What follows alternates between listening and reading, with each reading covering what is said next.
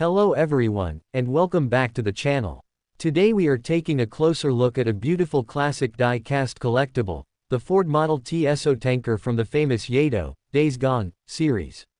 This small model may fit in the palm of your hand, but it represents an important part of motoring and fuel delivery history from the early 20th century. Before we talk about the model itself, let's first talk about the real vehicle behind it. The Ford Model T was introduced by Henry Ford in 1908, and it quickly became one of the most important cars ever made. It was simple, reliable, affordable, and easy to repair. Because of this, millions of people around the world could finally own a vehicle for the first time. The Model T changed transportation forever and helped create the modern automobile industry. Ford also produced commercial versions of the Model T, including vans, pickups, delivery trucks, and fuel tankers like the one we see here today. During the 1910s and 1920s, fuel companies used small tanker trucks to deliver petrol directly to garages, workshops, and rural stations. Roads at that time were still developing, so these compact tankers were practical and economical. Now let's talk about the famous company featured on this model, Esso. Esso is one of the best-known fuel brands in history. The name, Esso, comes from the pronunciation of the initials, SO, meaning Standard Oil. The company became internationally famous during the 20th century and operated fuel stations across Europe, America, and many other parts of the world. Esso played a major role in the expansion of automobile culture. As more people began driving cars and trucks, the need for petrol stations and fuel delivery increased rapidly. Companies like Esso used tanker vehicles such as the Ford Model T to transport fuel safely and efficiently.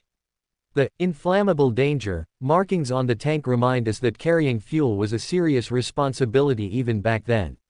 Now moving to the collectible itself, this model was produced by Lledo in England as part of the famous Days Gone collection.